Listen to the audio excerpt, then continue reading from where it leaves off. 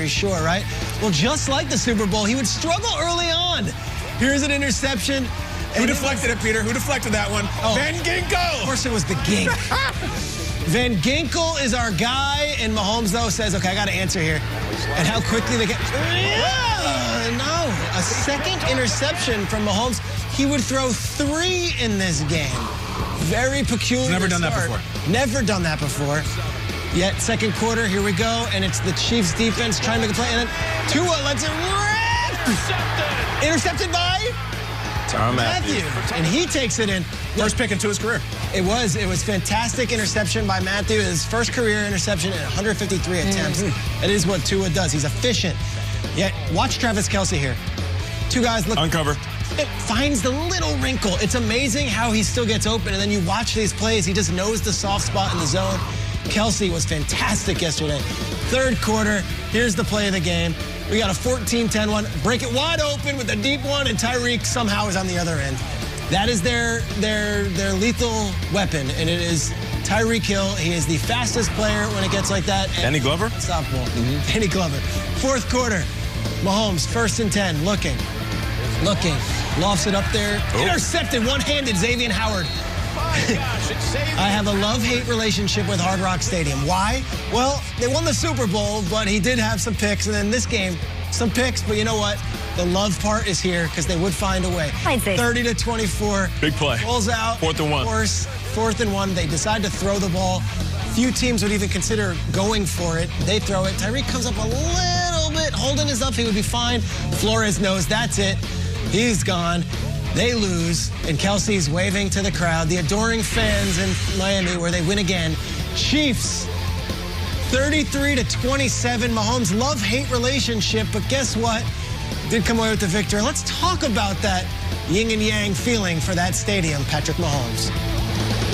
Obviously, the love part. I mean, we've won the Super Bowl here, and we've just clinched the AFC West. And so it seems like every time we leave the stadium, we have a hat of some type of thing we've accomplished. But then the hate part, I feel like I have half my interceptions, it seems like, at this stadium. So obviously a little bit of a joke. I mean, whatever way we win football games, I love it. But at the same time, it was just it's just ironic that it had to be at the stadium.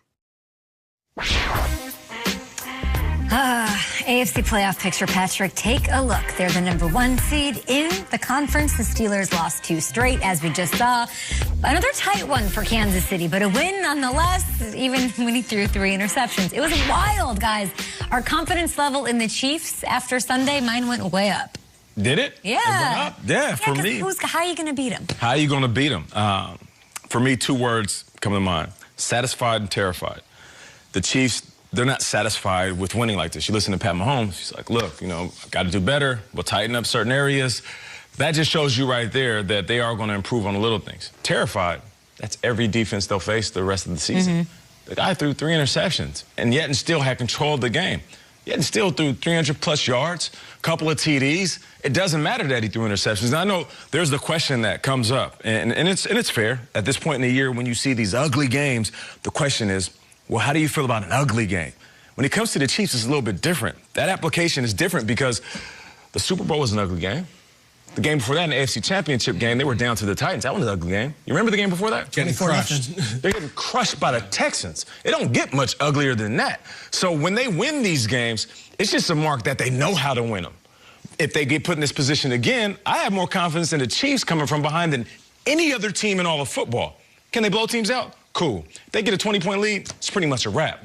But if they're down by 15, down by 21, I'm not walking away from the TV. I'm going to sit my butt right there until the end of the game because the Chiefs can score that fast and strike that fast. They can, and I think they're the best team in the league right now, and they're very difficult to beat, but I don't think it's impossible.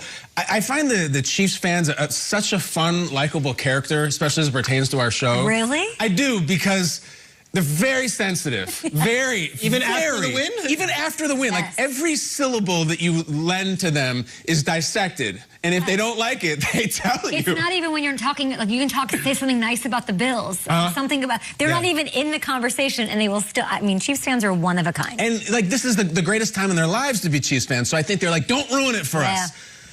I mean, I don't think they're impossible to beat, and I feel very confident saying that. They did lose to the Raiders, and it was weeks ago, and they came back from it. But listen, they played a really sloppy game against a Miami team with a green quarterback whose starting running back was scratched shortly before the game. Parker wasn't out there for much of it. No, Myles Gaskin, they weren't out there.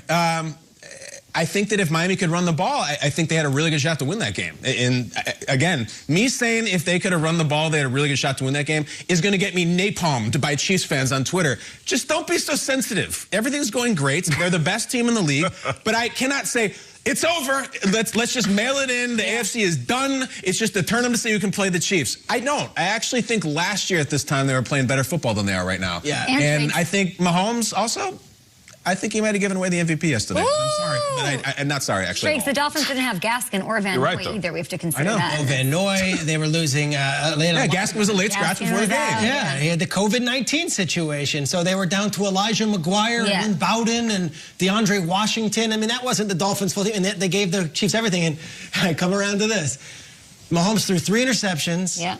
And yet I'm watching this game, and late in the third quarter, they're up 18 points. It's like, what are we really talking about here? I know that the Dolphins came back and made it a game, but a lot of times this year, the Chiefs are up big scores, teams come back, and then on 4th and 1, it's like, all right, let me just dump it to Tyreek Hill, and we won. Guess what?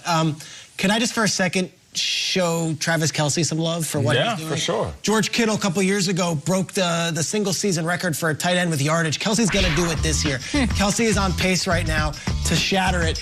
All he's got to do is average 43 receiving yards in the final 3 games. He will do that. And yesterday, it felt like Mahomes needs somebody to find a way and get...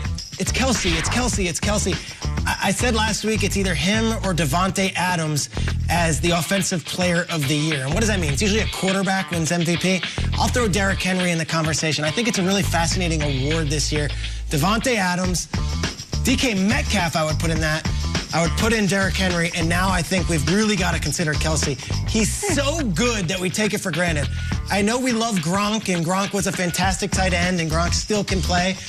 I don't know if Gronk was ever as unstoppable as Travis Kelce has been over the last 24 months. This guy, anytime they need a play, he finds a way to get open, he makes the play, and he moves the sticks. They have so many playmakers, and that's all their all advantage. Travis Kelce might be the very best of all, and he might be the very best tight end that we've seen in the league.